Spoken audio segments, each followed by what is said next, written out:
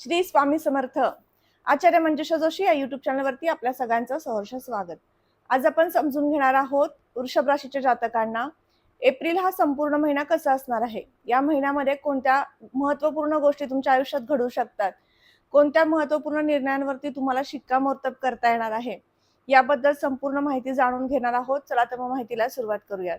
सुरुवातीला सांगू इच्छिते, आपल्या चॅनलवरती तुम्ही नवीन असाल लगेच चॅनलला सबस्क्राईब करा, बेल आयकॉनला क्लिक करा. तसेच व्हिडिओ आवडला तर शेअर करायला अजिबात विसरू नका. तुमची वृषभ रास आहे.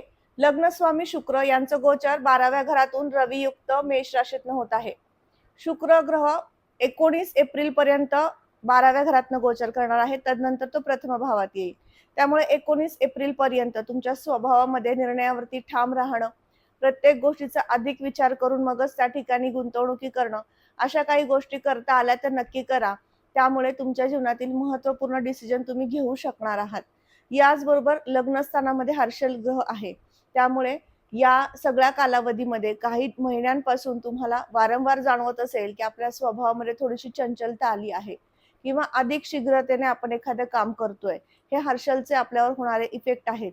मग या ठिकाणी ज्यावेळेस या लग्नस्वामींची स्थिती 19 एप्रिल नंतर प्रथम भावात येईल, त्यानंतर तुम्हाला ते उत्साहवर्धन होईल. प्रत्येक काम एकनिष्ठेने आणि व्यवस्थित तुम्ही करू शकणार आहात. परंतु 19 एप्रिल पर्यंत मात्र काही डिसिजन घेताना महत्त्वपूर्ण गोष्टी, गुंतवणुकीमध्ये विचार होणं आवश्यक आहे. त्याचबरोबर धनस्थानाकडे जाऊयात. कुटुंबाचं सौख्य आपण धनावरनं पाहतो. धनस्थानाचे अधिपती बुध यांचं गोचर हे मीन राशीतनं होत आहे. बुध अस्त अवस्थेमध्ये आहे. त्यामुळे धनस्थानाचे अधिपती जेव्हा अस्त होतात त्यावेळेस तुमची बरीचशी कामं, कुटुंबातील नियोजन, काही कुटुंबाशी लागणारे कुटुंबासोबतचे स्नेहभाव किंवा कुटुंबातील प्रत्येक व्यक्तींना तुम्ही समजून घेताना कुठेतरी कमी पडू शकता किंवा त्यांच्या निर्णयांवरती तुम्ही ठामपणे तुमचं मत अनुमोदन देऊ शकत नाही. अशा काही गोष्टींमधनं जावं लागतं आणि त्यामुळे कुटुंब कलह संभवतो. म्हणून विशेष काळजी तुम्ही घ्यायची आहे. या दरम्यान गुंतवणुकीची संधी उपलब्ध होईल. त्यामुळे त्या गुंतवणुकी नक्कीच विशेष ठरू शकतात. याचबरोबर या ठिकाणी गुरु मार्गी अवस्थेमध्ये आलेले आहेत. त्यामुळे या ठिकाणचं अधिक एक चांगलं फळ देणार आहे ते संभाषण कौशल्य वाढवणं. या दरम्यान तुमच्या स्वतःमध्ये आत्मविश्वास आणि संभाषण कौशल्यामुळे इतर लोकांना प्रभावित करण्याची एक स्थिती सुद्धा तुम्हाला आता दिसून येत आहे. तृतीय स्थान पराक्रम, परिश्रम, कीर्ती आणि प्रसिद्धी दर्शवतं. या सर्व दृष्टीने विचार केला तर तृतीय स्थानाचे अधिपती चंद्र, ज्यांचं दर 2.25 दिवसाने परिवर्तन होत असतं, या ठिकाणी कुठल्याही पापग्रहांच्या दृष्ट्या येत नाही. त्यामुळे विशेष म्हणजे तुम्हाला परिश्रम अधिक होतील, पण त्या परिश्रमाचं फळ मात्र मिळू शकतं. तेज रवी यांचं गोचर 12व्या घरातनं होतंय. जसं मी सांगितले की तुमचा स्वभाव महत्वाकांक्षी होणार आहे. काही निर्णय तुम्हाला घेण्यास प्रवृत्त केलं जाणार आहे ते रवी ग्रहामुळे. कारण चतुर्थ स्थानाचे अधिपती ज्यावेळेस 12व्या घरात जातात त्यावेळेस तुम्हाला निर्णयावरती ठाम करत असतात आणि हे चांगलं फळ तुम्हाला नक्कीच मिळू शकतं. याचबरोबर तुम्हाला वास्तू आणि वाहन खरेदीसाठी काही लोन घ्यायचं असेल, ती कामे आता प्रकर्षाने मार्गी लागलेली दिसून येतील आणि त्या अनुषंगाने सुद्धा तुमचं काम पूर्ण झाल्याचा आनंद प्राप्त होऊ शकतो. आईचं सुख आणि त्याचबरोबर सर्व प्रकारची सुखे आपण या स्थानावरनं पाहतो. या दृष्टीने सुद्धा हा महिना उत्तम आहे. चतुर्थ स्थानानंतर आपण पुढील स्थानाकडे जाऊयात. पंचम स्थान. पंचम स्थान शिक्षण, संतती आणि प्रणय दर्शवतो. या ठिकाणी कन्या रास येते. बुधांची रास आहे. बुधांचं गोचर मीनेतनं शनियुक्त मंगळयुक्त होतंय. आता लक्षात घ्या, तुम्हाला शिक्षणाच्या दृष्टीने हा संपूर्ण महिना थोडासा अस्वस्थ करणारा, अभ्यासातलं मन डायव्हर्ट करणारा असा असणार आहे. त्यामुळे विशेष काळजी घ्यायची आहे. ज्यांचं मेडिकल क्षेत्रातलं शिक्षण सुरू आहे किंवा स्पर्धा परीक्षेची तुम्ही तयारी करत आहात, तुमच्यासाठी अभ्यास व्यवस्थित झाला पाहिजे. अभ्यासातली एकाग्रता कायम राहण्यासाठी काही विशेष उपासना आपण व्हिडिओच्या शेवटी घेणार आहोत, त्या तुम्हाला करायच्या आहेत. याचबरोबर प्रणयाचं सौख्य तुम्हाला या महिन्यात संमिश्र प्रमाणात मिळेल. किरकोळ प्रमाणात मतभेद राहतील. संतान सुखासाठी सुद्धा हा महिना संमिश्र स्थिती दर्शवतो. याबरोबरच षष्ठ स्थानाकडे जाऊया. षष्ठ स्थान आरोग्याचं आहे. या ठिकाणी तुळ रास येते आणि शुक्र 12व्या घरात आहे. त्यामुळे या दरम्यान तुम्हाला त्वचा विकार उद्भवू शकतात. पुरळ येणं किंवा उष्णतेचा अधिक त्रास होणं, या काही गोष्टीतनं जावं लागू शकतं. त्यासाठी मेडिकली खर्च होण्याची शक्यता आहे. याबरोबरच षष्ठ स्थानावरून आपण रिअल इस्टेटमधील बिझनेस पाहतो. या दरम्यान मोठ्या गुंतवणुकीची संधी मिळू शकते. 19 एप्रिलच्या अगोदर तुम्हाला मोठ्या गुंतवणुकी निश्चित करता येणार आहेत होतात आणि मंगळांचं गोचर हे शनियुक्त आहे.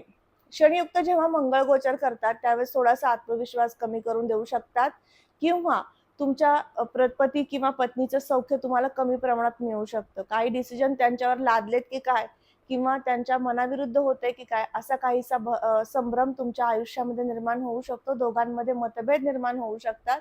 म्हणून या महिन्यातील 19 एप्रिलपर्यंत तुम्हाला विशेष काळजी घ्यायची आहे. त्याचबरोबर कुठल्याही प्रकारचे महत्त्वपूर्ण डिसिजन घ्यायचे आहेत किंवा फिरायला जायचंय, पर्यटनाची संधी या दरम्यान असणार आहे, तर त्या सर्व दृष्टीने प्लॅनिंग करायचं असेल तर 19 एप्रिल नंतर निश्चित करू शकता. म्हणजे तुम्ही सगळ्या सहकुटुंब तुमच्या प्रवासाचा, पर्यटनाचा आनंद घेऊ शकणार आहात. याचबरोबर पार्टनरशिपमधील व्यवसाय करायचे असतील किंवा सुरुवात करताय किंवा चालू असतील, तर या सर्व दृष्टीने सुद्धा हा महिना 19 एप्रिलपर्यंत संमिश्र स्थिती दर्शवतो. तदनंतर मात्र उत्तम कालावधी आहे. याचबरोबर या महिन्यामध्ये भाग्य आणि शुभ संकेताची रेलचेल पाहायला मिळणार आहे.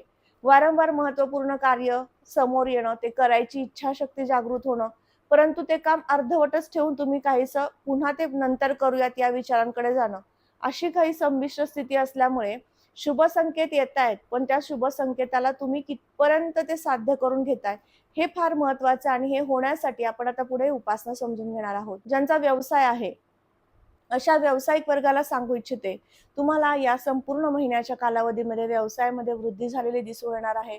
व्यवसायामध्ये काहीतरी नाविन्य करायचं हेही निर्णय तुम्ही घेऊ शकणार आहात. काहीतरी फेरबदल करायचा आहे वडिलोपार्जित व्यवसायामध्ये आणि काहीतरी त्यामध्ये नवीन ॲड करायचे असे काहीसे विचार होऊ शकणार आहात आणि त्याच्यावरती तुम्ही कृतीही करू शकणार आहात. हेही चांगले फळ तुम्हाला मिळू शकणार आहे. त्याचबरोबर ज्यांना नवीन नोकरी हवी आहे त्यांना नवीन नोकरीची संधी उपलब्ध होऊ शकते. प्रयत्न निश्चित करायचे आहेत. 11व्या घरामध्ये मीन रास येते. या ठिकाणी शनी आता अस्तावस्थेमध्ये असणार आहेत. आर्थिक लाभ योग सुरू होत आहे असं म्हणायला हरकत नाही, कारण ज्यावेळेस शनी लाभात गेले तेव्हापासून तुम्हाला थोडीशी आर्थिक चणचण भासायला सुरुवात झाली. आर्थिक स्थानावरती ज्यावेळेस शनीचा अंमल होतो, त्यावेळेस तुम्ही विशेष कितीही प्रयत्न केले तरी पण अर्धवट तुमची कामे पूर्ण होताना दिसत असतील. पण आता अस्त शनीचा नक्कीच तुम्हाला फळ प्राप्त करून घ्यायचं आहे आणि ते म्हणजे 14 एप्रिलपर्यंत तुम्हाला विशेष काही महत्त्वपूर्ण गुंतवणुकी या टाळायच्या आहेत. तदनंतर तुम्ही त्या गुंतवणुकी करू शकता. जर तुम्हाला रिअल इस्टेटमध्ये गुंतवणूक करायची असेल, तर मात्र तुम्ही 1 तारखेपासून 14 तारखेपर्यंत निश्चित गुंतवणुकी करू शकणार आहात. अशा पद्धतीने आर्थिक लाभाचे संकेत आहेत. खर्चाच्या दृष्टीने आपण विचार केला, की आरोग्यासाठी हा महिना खर्च करणार आहे. वास्तू वाहन खरेदीसाठी खर्च करणार आहे. रिअल इस्टेटमध्ये पैसा गुंतवणुकीसाठी खर्च होणारा असा असणार आहे. त्यामुळे अधिक प्रमाणामध्ये सकारात्मक खर्च तुम्हाला या महिन्यात प्रकर्षाने दिसतो. या महिन्यामध्ये ज्यांना विवाह करायचा अशा विवाह इच्छुक वधूवरांना सांगू इच्छिते, प्रयत्न निश्चित करायचे आहेत. त्याचबरोबर तुम्हाला या महिन्यामध्ये दुसरा गुरु असणार आहे. मार्गी अवस्थेतील गुरूंचं फळ तुम्हाला मिळू शकतं. तुमच्या प्रयत्नांना यश येऊ शकतं. तुमचे कुटुंब, हितचिंतक यांना सुद्धा त्यांनी तुमच्या लग्नासाठी ते प्रयत्न करतायत. त्यांच्या प्रयत्नांना यश येण्याची स्थिती आहे. नक्कीच प्रयत्न होणं आवश्यक आहे. विशेष म्हणजे तुमच्या जन्मलग्न कुंडलीमध्ये तुमचा विवाह योग सुरू असेल, तर निश्चित या सगळ्या कालावधीचा तुम्हाला लाभ घेता येऊ शकेल. जन्मलग्न कुंडलीनुसार तुम्हाला विवाह योग किंवा इतर काही गोष्टींवरती विशेष माहिती हवी असेल, तर नक्कीच तुम्ही मला संपर्क करू शकता. त्यासाठी खाली मी माझा संपर्क क्रमांक दिलेला आहे. त्यावरती तुमचं नाव, जन्मतारीख, जन्मवेळ ही माहिती नोंदवायची आहे. कृपया कोणी फोन करू नका. काही कारणास्तव फोन व्यस्त लागतो आणि मग तुमच्या प्रश्नांची उत्तरं दिली गेली नाहीत असा काहीसा तुमचा संभ्रम होऊ शकतो. म्हणून तुम्ही तुमच्या संपूर्ण माहितीसह WhatsAppला यायचं आहे. त्यावरती ती माहिती नोंदवून वेळ बुक करायची आहे. आता आपण उपासनेकडे वळूयात. सगळ्यात प्रथम उपासना म्हणजे 12व्या घरामध्ये रवी गोचर करत आहेत आणि तेही मेष राशीतनं उच्चस्त. त्यामुळे संपूर्ण महिना तुम्हाला महत्वाकांक्षा जागृत व्हावी, मनावरती एखादं नियंत्रण आणता यावं, एक ठाम निर्णय घेता यावा. यासाठी तुम्ही काय कराल, तर रामरक्षाचं पठण करू शकता. श्रीराम जय राम जय जय राम या मंत्राचा जप करू शकता. राम मंदिरामध्ये दररोज किंवा दर बुधवारी, रविवारी तुम्ही दर्शनाला जाऊ शकता. या प्रकारे काहीही सेवा करा, पण संपूर्ण महिनाभर रामाच्या सेवेत राहा. म्हणजे निश्चित तुमचं कार्य उत्तमरित्या पूर्ण करू शकाल, ठामपणे निर्णय घेऊ शकाल आणि मोठ्या गुंतवणुकीमध्ये यशस्वी होऊ शकाल. याचबरोबर जो शिक्षण घेणारा वर्ग आहे, त्यांना मी सांगू इच्छिते, संपूर्ण महिना तुम्हाला एक विशेष कार्य करायचं आहे, ते म्हणजे बुधांची उपासना. ह्रीं बुधाय नमः या मंत्राचा जप करायचा आहे. मंत्र खाली डिस्क्रिप्शन मध्ये लिहून पाठवते, त्याप्रमाणेच मंत्राचं उच्चारण करा. म्हणजे निश्चित तुम्हाला तुमचा उत्तम प्रकारे तुम्हाला तो मंत्र म्हणता येईल. तसेच या संपूर्ण महिनाभरामध्ये ज्यांना संतान प्राप्ती हवी आहे, संतान सुख हवं आहे, तर अशा वर्गाने सुद्धा ह्रीं बुधाय नमः या मंत्राचा जप करणं गरजेचं राहील. संपूर्ण माहिती आज आपण समजून घेतली तुमच्या राशीफळानुसार. पुन्हा भेटणार आहे अशाच महत्त्वपूर्ण माहितीसह. तोपर्यंत आता मी आपली रजा घेते. श्री स्वामी समर्थ. जय जय स्वामी समर्थ. रामकृष्ण हरी.